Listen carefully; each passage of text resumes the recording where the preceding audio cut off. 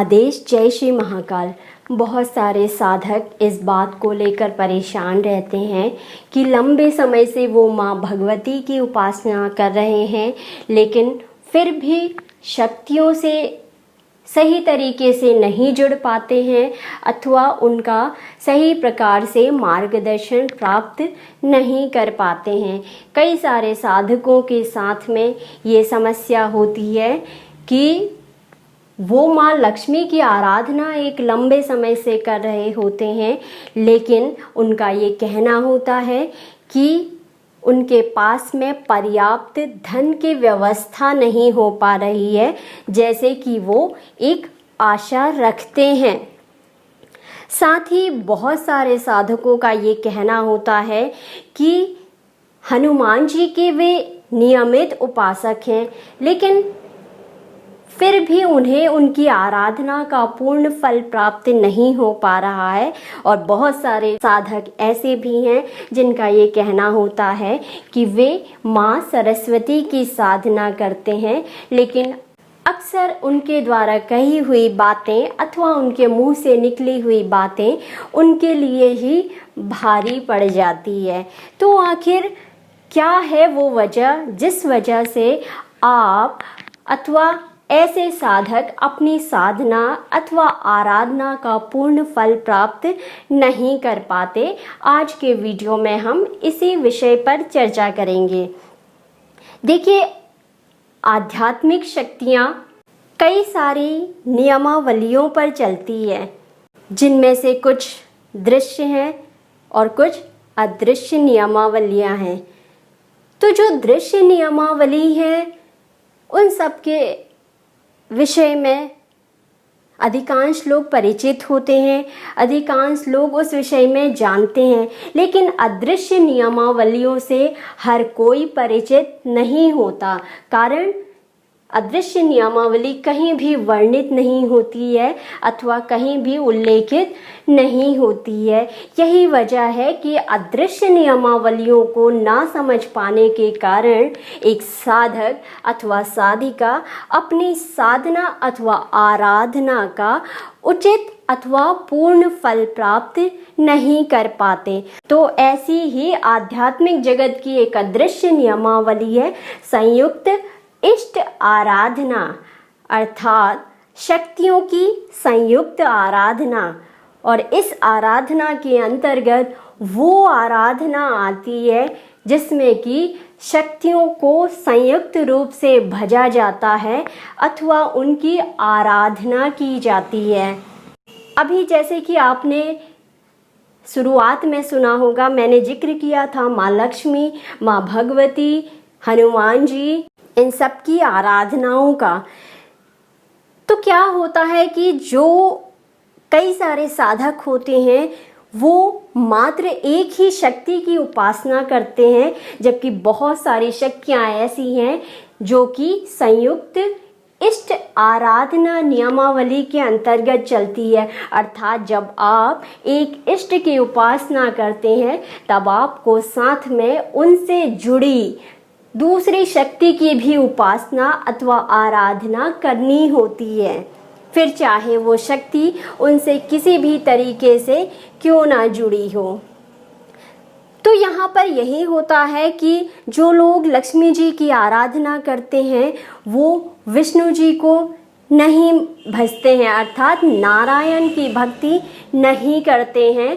तो ऐसे लोगों को धन की व्यवस्था उस मात्रा में नहीं हो पाती है जिस मात्रा में उन्हें उनकी आराधना का फल प्राप्त होना चाहिए। ऐसे ही माँ सरस्वती की आराधना करने वाले साधक यदि ब्रह्मा जी के प्रति आदर सम्मान नहीं रखते हैं अथवा उनकी उपासना नहीं करते हैं तो ऐसे लोगों को वाक सिद्धि अथवा माँ सरस्वती की उपासना का पूर्ण फल प्राप्त नहीं हो पाता। ठीक इसी प्रकार बाबा महादेव की भक्ति माँ आदि शक्ति के साथ में की जाती है।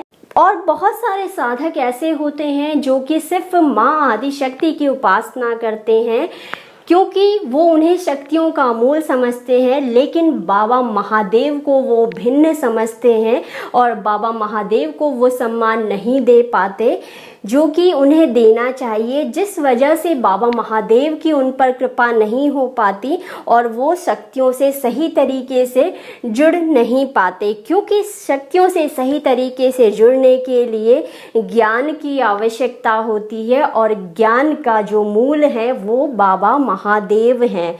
और ऐसे ही हनुमान जी की भक्ति होती है।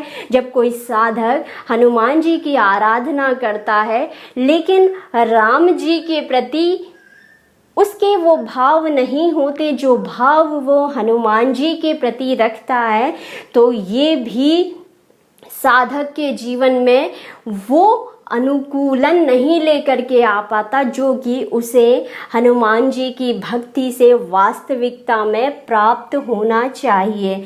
और एक और बात मैं बता दूं जो कि सर्वाधिक महत्वपूर्ण है। प्रचलित नियमावली के हिसाब से आपने देखा होगा कि बहुत सारे लोग ऐसे हैं जो कि जब सूर्य उपासना करते हैं तब वो शनिदेव की उपासना नहीं करते, और जो लोग शनिदेव की उपासना करते हैं वो अक्सर सूर्यदेव की उपासना नहीं किया करते, जबकि ये एक बहुत बड़ा नकारात्मक पक्ष है एक साधक के लिए। यदि कोई साधक शनिदेव की उपासना करता है तो अदृश्य नियमावली ये कहती है कि उसे सूर्यदेव की उपासना भी करनी चाहिए, और जो साधक सूर्यदेव की उपासना करता है उसे शनिदेव की भी आराधना करनी आवश्यक होती है। खासकर ऐसे लोग जो कि किसी के यहाँ पर वेतनरत होते हैं, अर्थात वेतन पर कार्य करते हैं, जिनका स्वयं का बिजनेस नहीं होता है, वो बहुत अधिक मेहनत करते हैं। इतनी मेहनत के बावजूद भी उन्हें वो लाभ प्राप्त नहीं हो पाता जो कि उन्हें होना चाहिए। तो इसकी वजह है उनका सूर्य देव की आराधना ना करना, शनिदेव को भजना मगर सूर्य देव की आराधना ना करना। क्योंकि शनिदेव की जब आप आराधना करते हो तब आपको सूर्यदेव की आराधना करनी आवश्यक होती है। ये अदृश्य नियमावली कहती है, जबकि दृश्य नियमावली इसके पूर्णतया विपरीत है। लेकिन यह अदृश्य नियमावली एक साधक तब ही समझ पाता है जब वो पात्रता के उच्च मापदंड को पार कर लेता है, और तब अदृश्य ब्रह्मांडीय शक्तियों द्वारा उसे इस प्रकार का मार्गदर्शन प्राप्त होता है जो कि प्रचलित प्रावधानों से अलग होता है, उनसे भिन्न होता है, और जो कि उस साधक को निरंतर उत्थान के पद की तरफ अग्रसर करता रहता है। तो इसीलिए आप में से सभी लोग जो कि एक ही इष्ट की आराधना करते हैं वो आगे से इस बात का ध्यान रखें कि उन्हें संयुक्त इष्ट आराधना करनी होगी। आराधना का तात्पर्य यहाँ पर यह नहीं है कि अगर आप माँ भगवती की उपासना कर रहे हैं तो आपको महादेव जी की प्रतिमा रखनी अनिवार्य है, ऐसा नहीं है। या फिर आप हनुमान जी की उपासना कर रहे हैं तो राम जी की प्रतिमा होनी अनिवार्य है, ऐसा नहीं है। आराधना का अर्थ होता है भाव में भेद ना होना। संयुक्त आराधना का अर्थ यही है कि आपके भाव में आपस में जुड़ी हुई शक्तियों में कोई भेद नहीं होना चाहिए।